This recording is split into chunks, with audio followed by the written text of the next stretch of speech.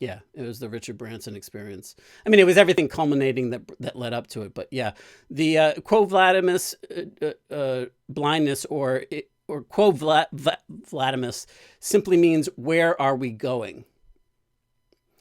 And if you don't stop and take notice of where you're going and ask yourself frequently, what are we really trying to accomplish here? Like, unfortunately, there isn't a magic answer that's going to fix everything. And that, frankly, is probably part of the solution, is recognizing that we've been trained to believe that there is some magic, quick fix, 140 character answer that's going to fix everything instantly now.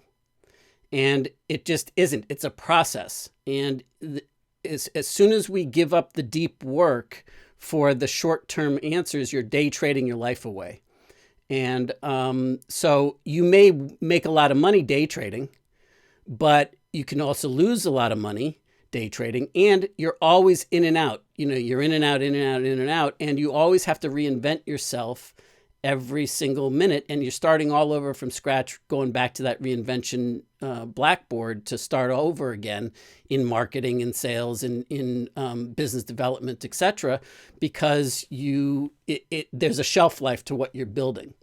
And so where are you going? And thank you for reminding me of the R part being emphasized, because it's not where you'd like to be going. That's a goal.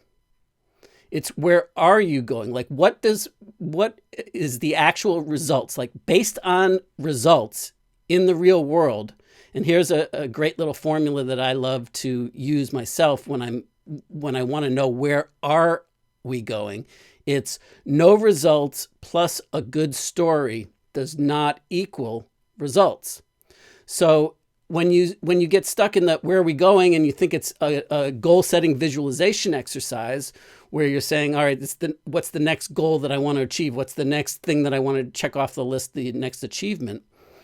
You don't stop and ask yourself if that's meaningful to you, and what is it that you're really trying to accomplish? What is the balance that you'd like to live? What is how do you want to be remembered? What is the impact that you're looking to make?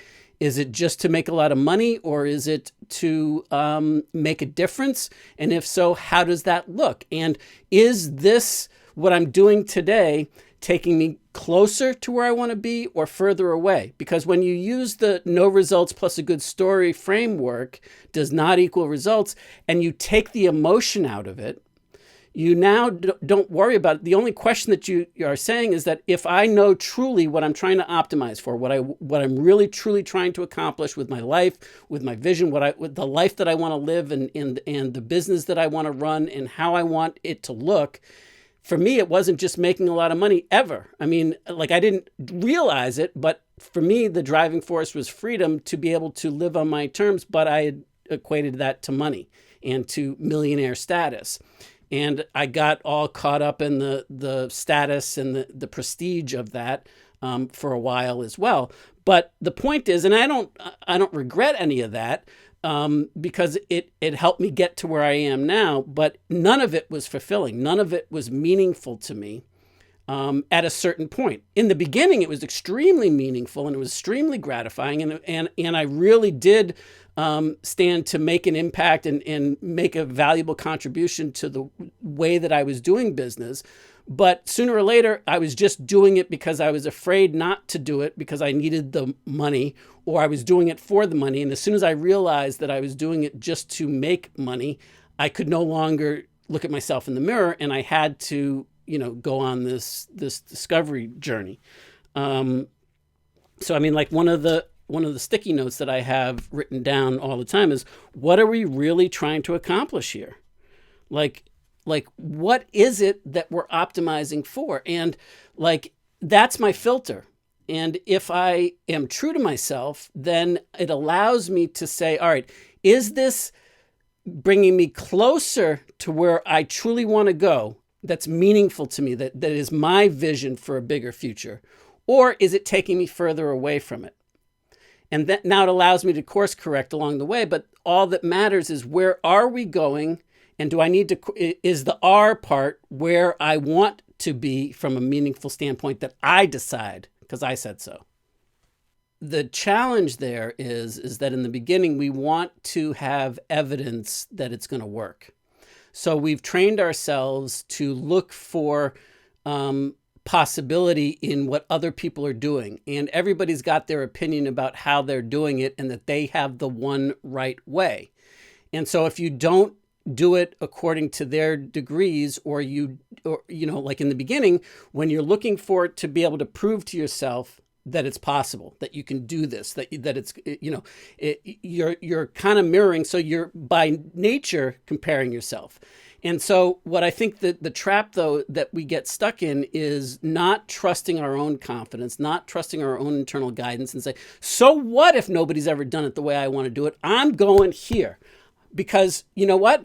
I'm going to be the person that's going to create the unprecedented results in the face of no evidence so that everybody else that wants to create it can point to my trail as the evidence to be able to look for this, to be able to follow it, that it is possible, as the proof that it does work. But for me, like, I'm okay charging my own way. That's always been part of my core stupid human trick operating system in the background, and why I would, be quick to let things go when I finally saw it. But it also is a way to hide if you're not careful, because then you get right up on it and you just, you blow it off because it's not something that is unprecedented or something like that. So as far as the comparison stuff goes, I think that a certain amount of comparison in the beginning is important if you need to build belief and build confidence that you can do it.